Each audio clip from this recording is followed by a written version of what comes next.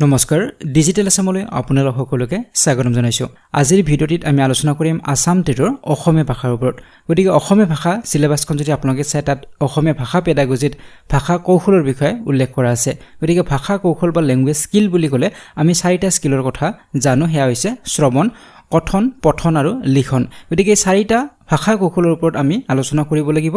বিস্তৃতভাৱে আমি আলোচনা কৰিব লাগিব। ইয়াৰ ওপৰত যিকোনো কুৱেশ্যন আহিব পাৰে। গতিকে আজিৰ এই ভিডিঅ'টিত আমি ভাষা কৌশলৰ শ্ৰৱণ, কথন, পঠন আৰু লিখন মানে কি এই বিষয়ে আমি আলোচনা কৰিম। কিন্তু গোটেইখিনি কথা এটা ভিডিঅ'ত আলোচনা কৰাটো সম্ভৱ নহ'ব। এই ভিডিঅ'টিও কিছু দীঘলীয়া হ'ব, গতিকে আপোনালোকে শেষলৈকে চাব। গোটেইকেইটা টপিক ইয়াত আলোচনা কৰা হ'ব,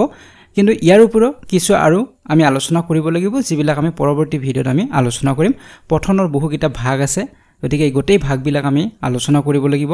তাৰোপৰি ইয়াৰ ওপৰত কেনেধৰণৰ কুৱেশ্যনছ আহিব পাৰে, এমচিকিউ কুৱেশ্যন কিছুমানো আমি আলোচনা কৰিম। তো ইয়াৰ ওপৰত আপোনাক ক'ব বিচাৰিম যে আপোনালোকে ক্ৰমান্বয়ে ভিডিঅ'বিলাক চাব। এই ভিডিঅ'টি নচোৱাকৈ যদি আপোনালোকে দ্বিতীয় ভিডিঅ'টি চায় তেতিয়াহ'লে বুজিব নোৱাৰিব, কাৰণ এটাৰ লগত আনটো ৰিলেটেড হ'ব। গতিকে পেডাগজি ভিডিঅ'বিলাক আপোনালোকে ক্ৰমান্বয়ে চাব, এটাৰ পিছত আনটো চিৰিয়েলি আপোনালোকে চালে বেছি ভালদৰে বুজিব পাৰিব। যদি আপোনালোকে ডাইৰেক্টলি পঠনৰ প্ৰকাৰবিলাক চায় কিন্তু পঠন মানে কি সেইটো বুজি নাপায়, তেতিয়াহ'লে বুজিবলৈ অলপ অসুবিধা হ'ব। গতিকে আপোনালোকে চিৰিয়েলি সকলোবোৰ ভিডিঅ' চাব, তেতিয়া আপোনালোকৰ সকলো কনচেপ্ট ক্লিয়াৰ হ'ব ভাষা পেডাগজিৰ ওপৰত। তো যদি আপোনালোকে আগৰ ভিডিঅ'সমূহ এতিয়াও চোৱা নাই, লিংক ডেছক্ৰিপশ্যন বক্সত দিয়া আছে, তাত গৈ আপোনালোকে সকলোবোৰ ভিডিঅ' চাব পাৰিব। এতিয়া আৰম্ভ কৰিছোঁ আজিৰ ভিডিঅ'তে।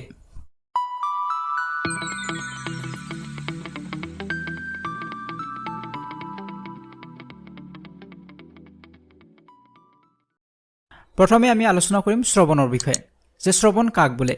ভাষা শিক্ষাৰ প্ৰথম যিটো কৌশল সেইটো হৈছে শ্ৰৱণ। আমি ভাষা কৌশল বুলি ক'লে প্ৰথম শ্ৰৱণটো আহে। গতিকে এটা ভাষা শিকিবলৈ আমাক প্ৰথমতে প্ৰয়োজন হয় শ্ৰৱণৰ, কাৰণ আমি এটা ভাষা প্ৰথমতে শুনো, তাৰ পিছতহে আমি সেই ভাষাটো ক'ব আৰম্ভ কৰোঁ, পঢ়িব আৰম্ভ কৰোঁ বা লিখিব আৰম্ভ কৰোঁ। গতিকে ভাষা শিকাৰ ক্ষেত্ৰত প্ৰথম যিটো আমাক কৌশলৰ প্ৰয়োজন হয় সেইটো হৈছে শ্ৰৱণ। সাধাৰণ অৰ্থত কাণেৰে শুনা কাৰ্যকে শ্ৰৱণ বোলা হয়। আমি সাধাৰণতে ভাবোঁ যে কাণেৰে আমি যি শুনিলোঁ সেইটোৱে আমাৰ শ্ৰৱণ হ'ল, কিন্তু ভাষা কৌশলৰ ক্ষেত্ৰত তেনেধৰণৰ নহয়। শ্ৰৱণৰ অৰ্থ ভাষা শিক্ষাত কাণলৈ যি শব্দ আহে সেয়াই নহয়। ভাষা শিক্ষাত শ্ৰৱণৰ অৰ্থ হ'ল বাক্যৰ অৰ্থ বুজা, মনত ৰখা আৰু প্ৰয়োজন অনুসাৰে ব্যৱহাৰ কৰাৰ অৰ্হতা লাভ কৰা। গতিকে ভাষা শিক্ষাত শ্ৰৱণৰ অৰ্থ হৈছে যে আমি যি শুনিছোঁ তাৰ অৰ্থ আমি বুজি পাব লাগিব। কিবা এটা শব্দ আমি শুনিলোঁ, কিন্তু কিহৰ শব্দ আমি শুনিলোঁ তাৰ অৰ্থ আমি বুজি পোৱা নাই, তেতিয়াহ'লে আমাৰ শ্ৰৱণ কমপ্লিট হোৱা নাই।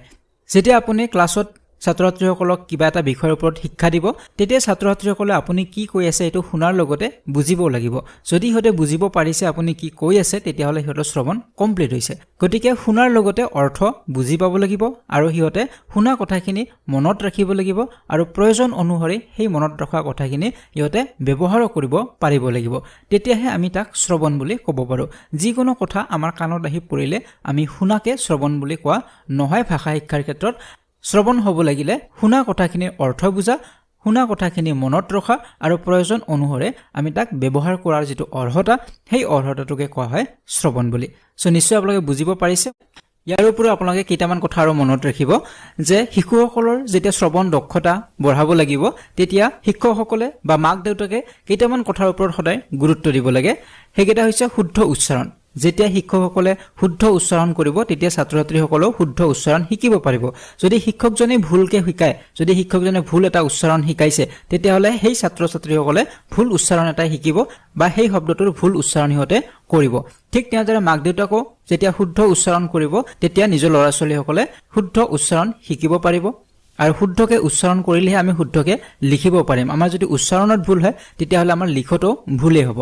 গতিকে এইটো কথাৰ ওপৰত গুৰুত্ব দিব লাগে সকলোৱে। আৰু তাৰ পিছত আছে মান্য ভাষাৰ প্ৰচলন। মান্য ভাষাৰ প্ৰচলনৰ যথেষ্ট প্ৰয়োজন। আমি ঘৰত ঘৰুৱা ভাষাৰ প্ৰচলন কৰোঁ, কিন্তু ক্লাছৰুমত শিক্ষকসকলে সদায় মান্য ভাষাৰে প্ৰচলন কৰাটো প্ৰয়োজনীয়, আৰু তেতিয়াহে ছাত্ৰ ছাত্ৰীসকলে মান্য ভাষাটো শিকিব পাৰিব। কাৰণ প্ৰথম অৱস্থাত ছাত্ৰ ছাত্ৰীসকলে শুনি শুনিয়ে শিকে। গতিকে শুনোতে যদি সিহঁতে ভুল শিকে, তেতিয়াহ'লে সিহঁতে ভুলে শিকিব আৰু ভুলে সিহঁতে ক'ব। গতিকে এই বিষয়ৰ ওপৰত যথেষ্ট গুৰুত্ব দিব লাগে। তাৰ পিছত শ্ৰুতলিপি দিয়াৰ সময়ত শুদ্ধ উচ্চাৰণ কৰাটো যথেষ্ট প্ৰয়োজন। শিক্ষকসকলে যেতিয়া শ্ৰুতলিপি দিব, তেতিয়া শিক্ষকসকলে শুদ্ধ উচ্চাৰণ কৰিলেহে সিহঁতে শুদ্ধভাৱে লিখিব পাৰিব। গতিকে উচ্চাৰণ ভুল হোৱা মানে লিখনতো ভুল হ'ব।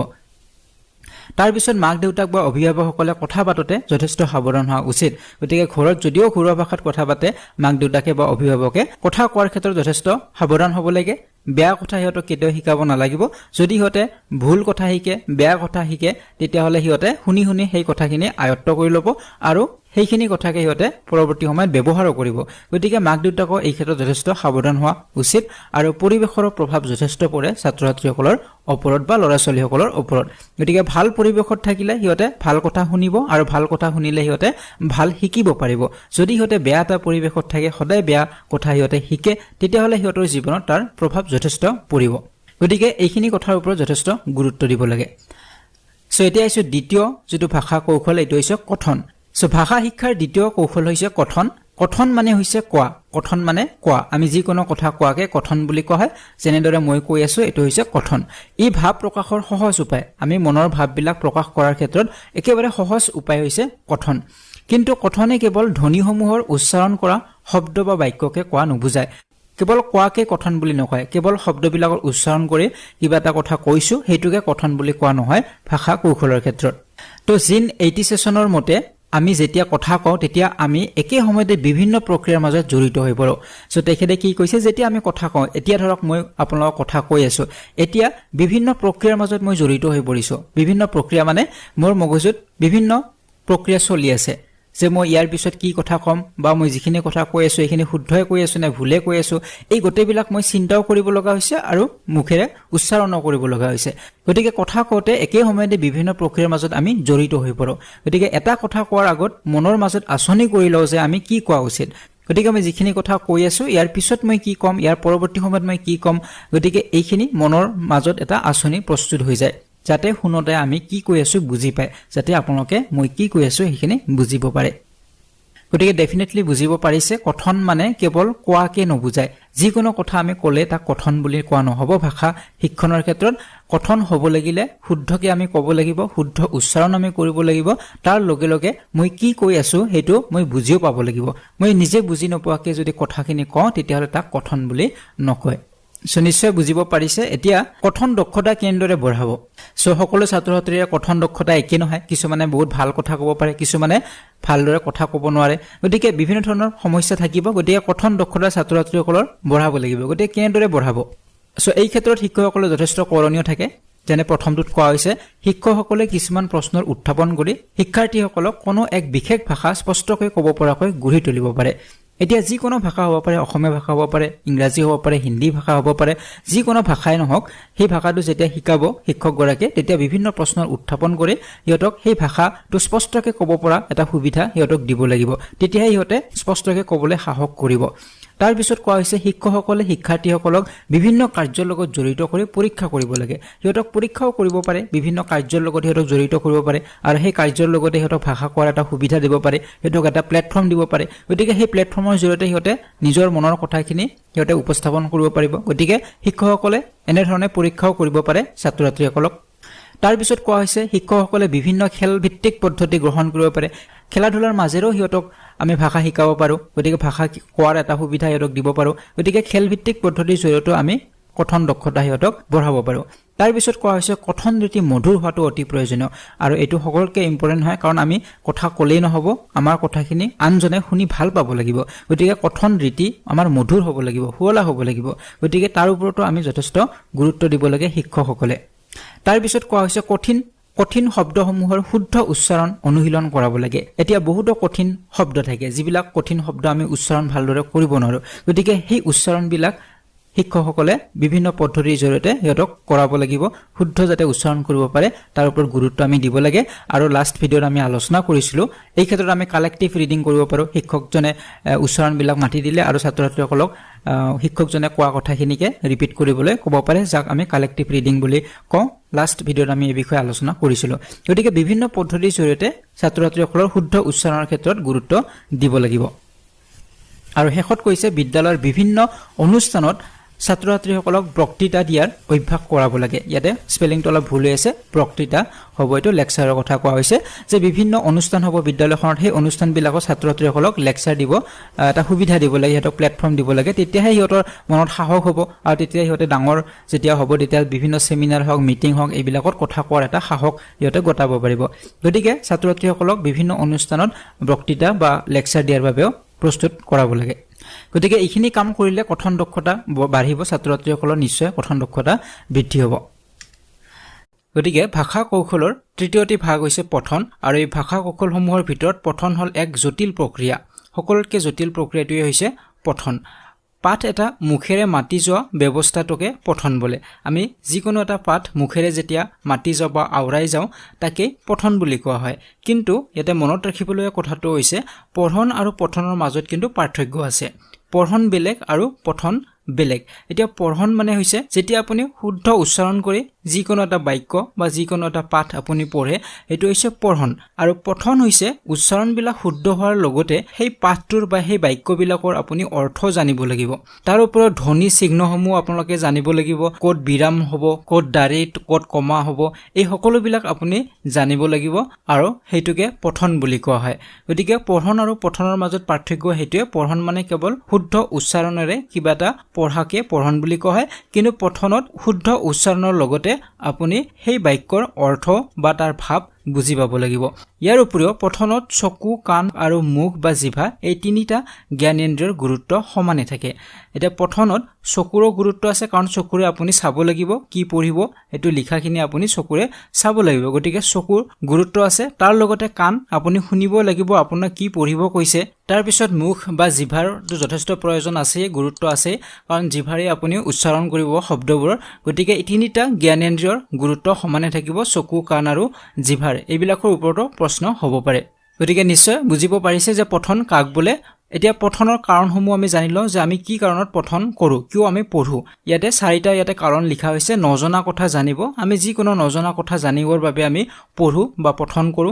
অভিজ্ঞতা সঞ্চয়ৰ বাবে আমি অভিজ্ঞতাবিলাক সঞ্চয় কৰিব বিচাৰো যে পঢ়িলে আমাৰ অভিজ্ঞতা হ'ব আৰু সেই অভিজ্ঞতাবিলাক আমি সঞ্চয় কৰিব পাৰো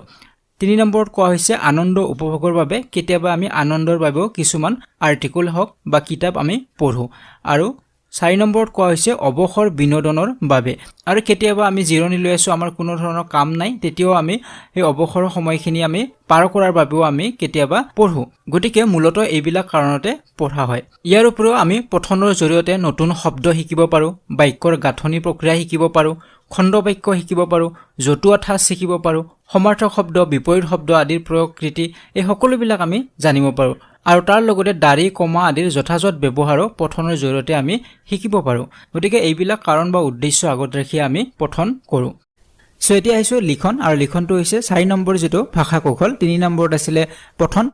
সো লিখন হৈছে এনে এটা মাধ্যম যাৰ জৰিয়তে কোৱাখিনি প্ৰকাশ কৰা হয় গতিকে লিখনৰ জৰিয়তে আমাৰ যিখিনি কথা কওঁ সেই কথা কোৱাখিনি আমি প্ৰকাশ কৰিব পাৰো এতিয়া মই যিখিনি কথা কৈ আছো সেইখিনি আপোনালোকে স্ক্ৰিনতো দেখা পাইছে গতিকে এই মই কোৱা কথাখিনিকে লিখনৰ জৰিয়তে মই প্ৰকাশ কৰিছো গতিকে কোৱাটো সহজ হয় কথনটো আমাৰ সহজ কিন্তু লিখনটো যথেষ্ট টান আৰু ইয়াতে কোৱা হৈছে লিখা কথাটো শ্ৰৱণৰ দৰে প্ৰাথমিক কথা নহয় লিখাটো শ্ৰৱণৰ দৰে ইমান সহজ নহয় শ্ৰৱণটো আমি শুনি থাকিব পাৰো যেনেদৰে আপোনালোকে শুনি আছে গতিকে এটো সহজ কিন্তু লিখনটো সহজ নহয় কাৰণ লিখিবলৈ কিছুমান উপকৰণৰ প্ৰয়োজন হয় কিছুমান আমাক উপকৰণ লাগে যেনে বৰ্ণমালা জানিব লাগিব আখৰ আদিৰ বিষয়ে আমি জানিব লাগিব গতিকে শিশুসকলে ক্লাছৰুমত আপোনাৰ কথাখিনি ভালদৰে শুনিব পাৰিব কিন্তু হিয়তে লিখাত যথেষ্ট অসুবিধা আহিব প্ৰথম অৱস্থাত কাৰণ হিয়তে লিখাৰ বাবে বৰ্ণমালা জানিব লাগিব আখৰৰ জ্ঞান থাকিব লাগিব গতিকে কথন হওক শ্ৰৱণ হওক এইবিলাকতকে লিখনটো সকলোতকে টান হয় সো এইখিনিতে আপোনালোকে আৰু এটা কথা মনত ৰাখিব লিখন মানে কেৱল যিকোনো কথা লিখাকে লিখন বুলি কোৱা নহয় সো ভাল লিখনি এটা হ'ব লাগিলে বহুকেইটা কথাৰে গুৰুত্ব থাকে সো এনেকুৱা নহয় যে ভাল হাতৰ আখৰ মানে ভাল লিখনি সো বহুতে ভাবে যে ভাল হাতৰ আখৰ গতিকে ভাল লিখিছে গতিকে ভাল হাতৰ আখৰ হলেই যে ভাল লিখনি হ'ব হেতু নহয় গতিকে ভাল লিখনি এটা তেতিয়াহে হ'ব যেতিয়া তেওঁ যিখিনি কথা তেওঁক লিখিবলৈ দিয়া হৈছে সেই কথাখিনি যদি সঠিক ৰূপে উপস্থাপন কৰিব পাৰিছে প্ৰসংগ অনুসৰি হতে লিখিব পাৰিছে হেতুহে সকলকে ইম্পৰ্টেন্ট কথা তাৰ পিছতে তাত ভাল হাতৰ আখৰ বা গ্ৰামাৰ এইবিলাকৰ কথা আহিব গতিকে যেতিয়া শিক্ষক গৰাকীয়ে ছাত্ৰ-ছাত্ৰীসকলৰ এখন বহি চেক কৰিব এখন কপি এখন চেক কৰিব তেতিয়া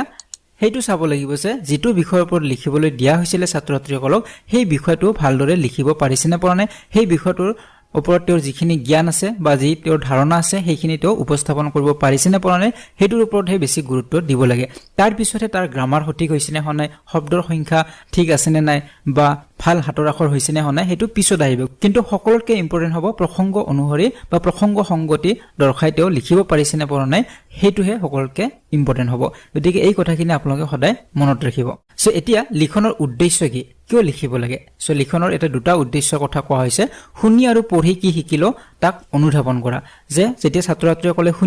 শুনি সিহঁতে পঢ়াও শিকিলে এতিয়া শুনি বা পঢ়ি সিহঁতে কি শিকিলে তাক অনুধাৱন কৰা যায় লিখনৰ জৰিয়তে গতিকে যেতিয়া লিখিব তেতিয়াহে আমি জানিব পাৰিম বা শিক্ষকসকলে জানিব পাৰিব যে এইটো কিমান দূৰ আয়ত্ত কৰিলে সেই বিষয়টো তাৰ উপৰিও বৰ্ণশুদ্ধি দূৰীকৰণ কৰা আমাৰ বৰ্ণৰ ক্ষেত্ৰত যিমানবিলাক অসুবিধা থাকে সেই বৰ্ণশুদ্ধিবিলাক দূৰীকৰণ হয় সো এই দুটা আছিল প্ৰাথমিক যেটো উদ্দেশ্য ইয়াৰ পিছত আমি আলোচনা কৰিম উত্তম হাতৰ আখৰৰ লক্ষণ এতিয়া মই অলপ আগতে কৈছো ভাল হাতৰ আখৰ মানেই যে ভাল লিখনে এইটো কিন্তু নহয় কিন্তু তথাপিও ভাল হাতৰ আখৰৰ কিছুমান লক্ষণ থাকে কোনবিলাক ভাল হাতৰ আখৰ বুলি কোৱা হয় তাৰ ওপৰতো কুৱেশ্যন অহা দেখা যায় গতিকে স্পষ্টতা হ'ব লাগিব যেতিয়া স্পষ্টভাৱে লিখিব পাৰিব হেতু হৈছে ভাল হাতৰ আখৰৰ এটা লক্ষণ এনেকুৱা নহয় যে দেখাত ধুনিয়া আখৰ কেইটা হেতুৱে যে ভাল হাতৰ আখৰ হেতু নহয় দেখাত ধুনিয়া বহুত অকাই পকাই লিখিলে যে ভাল হ'ব এটো নহয় স্পষ্ট হ'ব লাগিব চিনি পোৱা হ'ব লাগিব অৰ্থ সম্পন্ন হ'ব লাগিব যি আপুনি লিখিছে তাৰ এটা অৰ্থ দেখিব লাগিব ভুল কথা ধুনিয়াকে স্টাইলত লিখিলে হেতু ভাল হাতৰ আখৰ বুলি কোৱা নহয় তাৰ এটা অৰ্থও থাকিব লাগিব ব্যৱধান থাকিব লাগিব আখৰবিলাকৰ মাজত ব্যৱধান থাকিব লাগিব বা শব্দৰ মাজত ব্যৱধান থাকিব লাগিব দ্ৰুততা থাকিব লাগিব স্পিডত আপুনি লিখিব পাৰিব লাগিব এটা শব্দ যদি আপুনি বহুত সময় লিখে তেতিয়া হলে তাক ভাল হাতৰ আখৰ বুলি নকয় গতিকে লিখাৰ যেটো এভাৰেজ যেটো স্পিড আমাৰ থাকিব লাগে সেই দ্ৰুততা থাকিব লাগিব তাৰ পিছত কৈছে জ্যোতি চিহ্নৰ সঠিক প্ৰয়োগ আমাৰ জ্যোতি চিহ্নবিলাক ক'ত দাঢ়ি হ'ব ক'ত কমা হ'ব ক'ত সেমিকলন হ'ব এইবিলাক আমি সঠিক ৰূপে প্ৰয়োগ কৰিব জানিব লাগিব তেতিয়াহে তাক ভাল হাতৰ আখৰ বুলি কোৱা হয় তাৰ উপৰি আখৰৰ আকৃতি আমাৰ যিবিলাক আখৰ সেই আখৰবিলাকৰ আকৃতিও সঠিক হ'ব লাগিব আমি বেছি ষ্টাইল কৰিব কৈছো তাৰ আকৃতিও হলাই দিও তেতিয়াহলে তাক ভাল হাতৰ আখৰ বুলি নকয় ঠিক তেনেদৰে নিৰ্ভুলতা থাকিব লাগিব ভুল হ'ব নালাগিব গ্ৰামাৰৰ কোনো ধৰণৰ ভুল হ'ব নালাগিব যদি গ্ৰামাৰৰ ভুল হয় তেতিয়া হলেও তাক ভাল হাতৰ আখৰ বুলি কোৱা নহয় গতিকে একিটা কথা আপোনালোকে মনত ৰাখিব উত্তম হাতৰ আখৰ হ'ব লাগিলে একিটা লক্ষণ থাকিব লাগিব কেৱল ধুনিয়া দেখিলে যে ভাল হাতৰ আখৰ তেনেকুৱা নহয় এতিয়া শেষত আমি আলোচনা কৰিম লিখাৰ দক্ষতা বিকাশ কেনেদৰে কৰিব পাৰিব আপুনি শিক্ষক হিচাপে লিখাৰ দক্ষতা কেনেদৰে বিকাশ কৰিব আপোনাৰ ছাত্ৰ ছাত্ৰীসকলৰ সো প্ৰথমটোত কৈছে ভাষাটোৰ আখৰ আৰু বিভিন্ন আকৃতিবোৰ চিনাক্ত কৰা গতিকে প্ৰথম কামটো হৈছে ছাত্ৰ ছাত্ৰীসকলে আখৰবিলাক চিনি পাব লাগিব কোনটো আখৰ কি হেতু ভালদৰে চিনিব পাৰিব লাগিব হেতু প্ৰথম কাম হ'ব শিক্ষক গৰাকীৰ তাৰ পিছত কোৱা হৈছে কলম পেন্সিল ব্যৱহাৰ কৰোতে হাত আৰু আঙুলিৰ চালনাৰ ওপৰত নিয়ন্ত্ৰণ অনা এতিয়া ভাল কৰি লিখিব লাগিলে কলম আৰু পেন্সিলৰ ওপৰত হেতু নিয়ন্ত্ৰণ থাকিব লাগিব গতিকে কলমটো কেনেদৰে ধৰিব লাগে পেন্সিল কেনেদৰে ধৰিব লাগে কেনেদৰে পকাব লাগিব আখৰটো তো এইবিলাক বিষয় শিকাব লাগিব এইবিলাকৰ ওপৰত যেটো নিয়ন্ত্ৰণ হেতু কেনেদৰে আনিব পাৰে তাৰ ওপৰত হেতুক শিকাব লাগিব তাৰ পিছত কোৱা হৈছে শব্দৰ সঠিক বানান শিকোৱা শব্দবিলাকৰ সঠিক বানানো শিকাব লাগিব তেতিয়াহে হেতৰ লিখাৰ দক্ষতা বাঢ়িব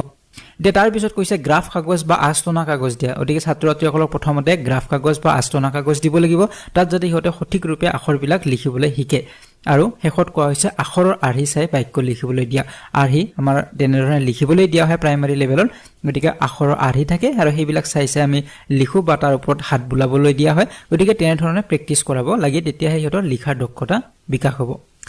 গতিকে আজিৰ ভিডিঅ'ত আমি এই ভাষা কৌশলবিলাকৰ বিষয়ে আলোচনা কৰিলো সো যদি ভিডিঅ'টি ভাল লাগিছে লাইক আৰু শেয়াৰ কৰিব যদি এতিয়াও চেনেলটি সাবস্ক্ৰাইব কৰা নাই তেনেহলে চেনেলটি সাবস্ক্ৰাইব কৰক আৰু কাষতে থকা বেল আইকনটি প্ৰেছ কৰিবলৈ একেবাৰে নপৰিব আজিলৈ বিদায় লৈছো ধন্যবাদ